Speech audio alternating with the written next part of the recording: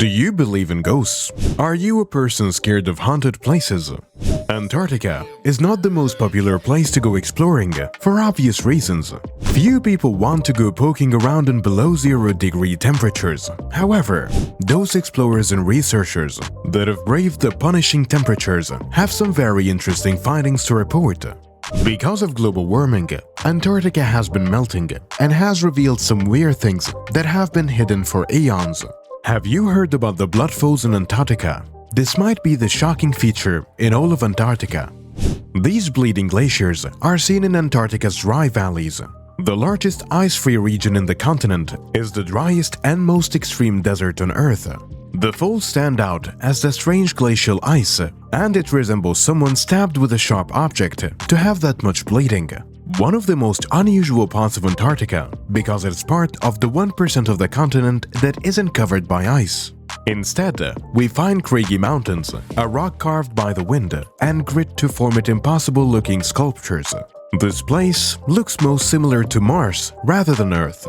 This is the main reason why these regions are considered to be the most scientifically interesting regions to study on the planet. Blood flows are one of the most intriguing figures. Blood is an obsession for many people, since it shows real visceral features. The amazing part, this lake is the thickest one. Antarctica holds unknown secrets, fossils of unknown bacteria and viruses trapped in the ice, and plenty more hidden treasures from the continent of ice on our South Pole. One of the many which have been studied and identified is blood flows, which consists of crimson fluid, which gush out of a particular glacier every so often, creating a horrible sight. Perfect is often equal to the thing. Let's hope the world doesn't need the sequel. If you plan to take a trip to the rich wasteland of Antarctica, you would instantly start the process of freezing to death. But if we prepared and decided to check out the eastern section of the continent, we would be in for a shock due to how damn cold it is. But if we decide to take a quick tour to the McMurdo dry valleys of Victoria Land, we then hike to the West Lake Bonnie in Taylor Valley, I would come across something of a crime scene that appeared to begin many kilometers below the ice, away from our point of interest. At sporadic intervals, the glacier will squirt the bright blood red liquor onto the ice sheet atop the lake directly in front of Taylor Glacier. Though the liquid looks like a hell of a lot of blood, there is no butchering of animals on this historically quite minimalist slice of ice. No, that isn't blood. Sounds hypersaline water colored that was essentially rust, but it was not ordinary. The reddish deposit was first observed by the Australian geologist Griffith Taylor in 1911. Griffith was the first person to explore this valley, and then it was named after him. When he saw the blood flows, he somehow noticed that the redness was due to the red algae, a super blizzard division of eukaryotic organisms that phycobilly proteins rather than chlorophyll to produce their food, which turns out it isn't red algae that causes the rusty color, but the ions responsible for the real rust you get when you leave a sheet of metal outside.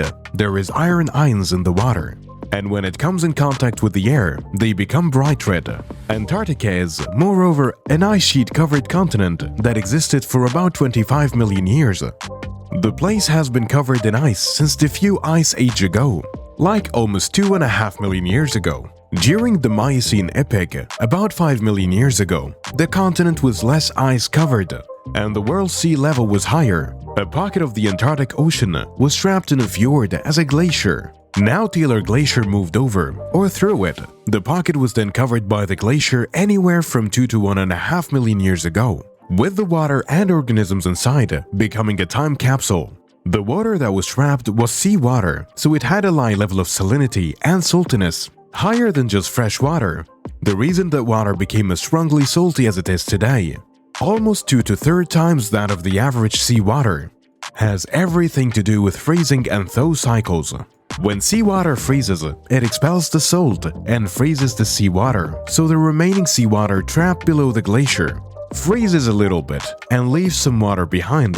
The water has all the salt that didn't get frozen over time, making the remaining body of water become saltier and saltier as whatever was living in the water had to adapt. It had more than enough time to do so. Now let's see the microscopic critters present in water, mainly bacteria. These bacteria have been present from day one, so they evolved with time. Some people collected samples of the fluid where it exists. The glacier turns out the bacteria living in the red liquid adapted to metabolize sulfate and iron ions, which means they get their energy from the chemicals concentrated in the super salty pool. It either adapts to that or dies. The liquid contains at least 17 varieties of microbes and just about no oxygen. A possible explanation is that the microbes used the sulfates in the water to breathe with the iron ions. Ethene would metabolize any organic matter trapped with iron and sulfate. This has never been observed in nature. In 2014, a more direct method, they took the red fluid as a sample. It was taken by Jill McConaughey. This method involves a robotic probe that melts through ice. The team used it to create a borehole in the top of the glacier into the pool to collect the uncontaminated samples. Contaminants on the liquid would be less than the stuff looking up at the front of the glacier.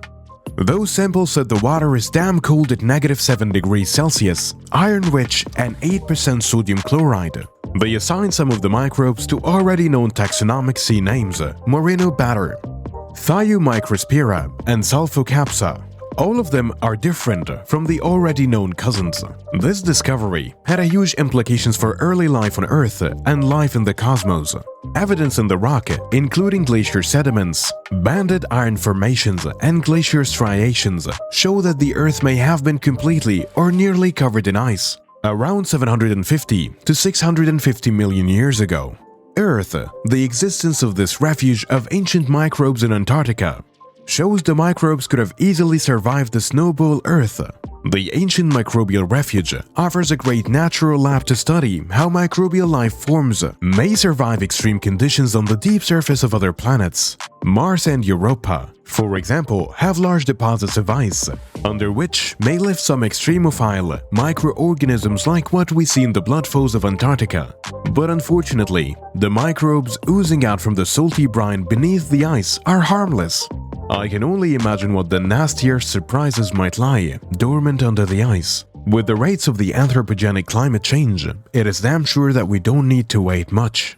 Blood flows is one of those unique regions with an ecosystem hidden underground across the dry valley of McMurdo. The organization of ASPA protects the historic, environmental, scientific, wilderness, or aesthetic values of the blood waterfall. Permission is required to enter an ASPA of blood flows. The most interesting question is how these microbes survive. I know some of you incredibly interested in science could know about this enzyme called PAPS, which is the major culprit behind the story. This enzyme supports the hand of microbes to withstand this amazing metabolism. PAPS stands for phosphoadenosine 5-phosphosulfate reductase.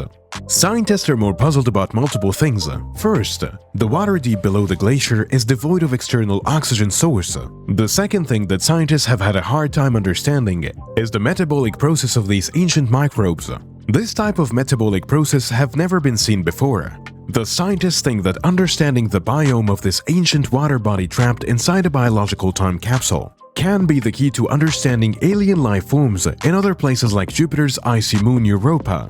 It is said that springs in Antarctica is in October, but in other parts of the world, like North America, this time of the year is when the public gossips and talk about haunts.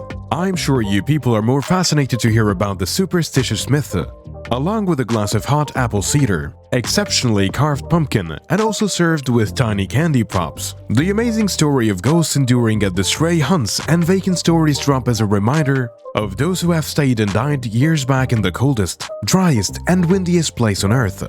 Many visitors also claim the presence of spirits in the means of seeing light orbs, apparitions, and even hearing some spooky voices. Do you believe that Antarctica is one of the most haunted places on Earth? Perhaps the spectacular beauty and abundant vitality in the continent's animals. After all, Antarctica is also a place where voyages thrive and great souls venture to come on. You could safely visit and explore there today.